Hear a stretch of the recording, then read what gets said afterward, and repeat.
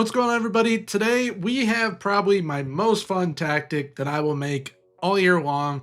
This is this year's version of my 3-4-1-2 Thors Hammer. I've made this for a couple years now, but this is definitely the most interesting version I've ever made of it, and that's because it is highly inspired by Inzaghi's Inter side. So that is why I ended up testing with Inter Milan, and I also ended up testing with Brighton in the Prem. I wanted to have like a lower mid-table, upper mid-table type side to test with, see how they did in the Prem with the chaos that this tactic creates.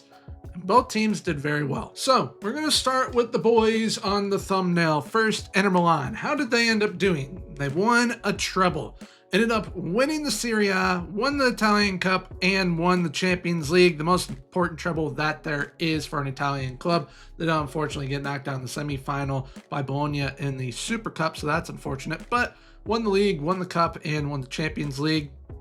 Not much else you can ask for. When it comes to highlighting players for how this side did and kind of what to expect from your players within this system, there's 4 of them that I'm going to be highlighting today. Going to be highlighting both strikers, Mr. Marcus Thuram, who had 25 goals and 13 assists in all comps. The cover boy himself, Lautaro Martinez, who had 30 goals and 9 assists in all comps. One of my favorite players of all time, Mr. Hakan Çalhanoğlu.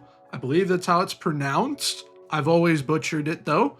But overall in all comps, from the 10 spot, he had 24 goals and 10 assists. And then we've got Denzel Dumfries at the wing back. What did he end up doing? In all comps, he had 7 goals and 19 assists. Very potent, very good, very cool. But when it comes to the Prem, this is a system that is a whole different monster to try and tackle. However, we tackled this monster with Brighton. We got them to finish in 6th. They did very, very solid.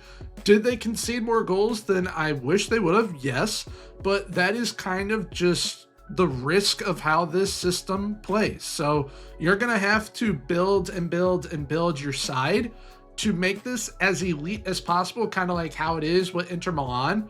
And I think for a 1 season go with Brighton, they did very, very well. I mean, this tactic, what you'll see in a moment, it's definitely not easy to incorporate, but if you can do it, your team's going to be ridiculous in a couple years. So here we are with the 3-4-1-2 Thors Hammer. Now, in previous years, this has been kind of combining 2 of my best 3-back tactics together, and then that's what we end up having for the Thors Hammer tactic every year. But this time around, I wanted to do something a bit different, and I wanted it to be a little crazy. So we definitely took some influence from Inzaghi's Inter Milan side. Now, with then possession, this is the most crazy part of the system, all right? So we got double channel forwards, we got an attacking midfielder, we got advanced wingbacks outside, we got double halfbacks who will drop back into the back line, we've got double overlapping center backs. So instead of wide center backs, or the overlapping version of wide center backs. So they'll get forward in the attack, and then a ball playing center back as well. And then out of possession, you got a center forward, an outlet center forward, a tracking attacking midfielder. So he drops down to essentially defend in a 3 defensive midfield right there. We got 2 pressing wing backs, 2 defense midfielders, 2 wide center backs, and a center back with a goalkeeper. That's a lot of different roles, and probably the most amount of different roles that I've done so far in any of my tactics. But we're going to go ahead and get into those player instructions. So in possession on these channel forwards, we've got move into channels, dribble more, shoot less often on both of them. The attacking midfielder has move into channels, dribble more, shoot less often. Both halfbacks are left as is. Both advanced wingbacks have stay wider, dribble more, crosses aimed at center, and cross from the byline. Both overlapping center backs have dribble more added to them. The ball playing center back has dribble more added as well, and a ball playing goalkeeper back there left as is. Now when it comes to out of possession, we have got everyone except from the goalkeeper on trigger press more often, marking tighter, and tackling harder. Very aggressive, very intense tactic, very chaotic, but very fun. So when it comes to the team instructions, this is where it gets even more intense. Within possession, we got shorter passing directness, much higher tempo, less often time wasting, counter-attacking, playing narrower. We've got play through the press, mixed goal kicks to the center backs. For the supporting runs, we've got overlap, both flanks, looking for those advanced wingbacks, essentially from that attacking midfield area or even from the halfbacks. If they see those overlapping center backs going, they will look to play the ball into them on those overlapping runs. For dribbling and progress through, we have both unbalanced, pass reception, pass into space, patience, work the ball into the box. We discourage shots from distance, and we have low crosses for crossing style. Once out of possession, we have high press line of engagement, higher defensive line, more often trigger press. The defensive transition is to counter press, and we have short goalkeeper distribution ticked on to yes. But now we get to the build up. How does this build up? Because this tactic is pretty crazy, honestly. So here is how we are in the build up phase. This is our progression phase. You see those advanced wingbacks getting really wide. These halfbacks are dropped off for sure. They should probably be more so around here. That's probably where they should show them.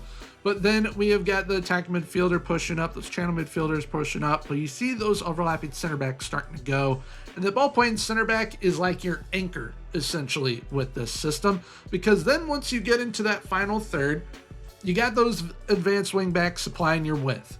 Got those channel forwards up there, your attacking midfielder.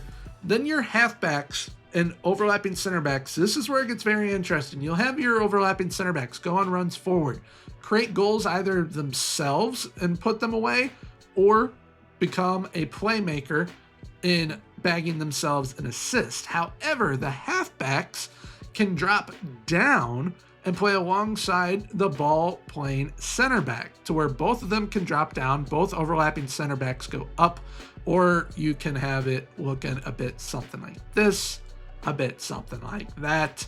It is very fun to watch, very fluid as well. It is a bit chaotic, but it is an incredibly fun way to play. Well, now we move on to out of possession. This is how we are in that high press. This is how we are in that mid block, which you already see that tracking attacking midfielder tracking back. He is already back with those defensive midfielders. And then we have got the low block, and it's just a wall of defense. We got that outlet center forward up there as well with Lautaro Martinez, looking for those counters to where him and Marcus Thuram can just go. So very good, very potent, very fun. So there we have it for today's tactic. I hope you guys did enjoy. If you wish to give this tactic a go yourselves, once again, if you link my Discord down below in the description, you guys can download it from the download section of the Discord for 100% free if you wish to give it a go. And if you guys did enjoy today's video, please feel free. Leave a like, comment, and subscribe. Subscribing is 100% free, so why not hit that sub button. Right now on screen will be popping up one of my more recent videos here on the channel, so definitely feel free to check that out. Well, until next time, have a good one. Bye-bye.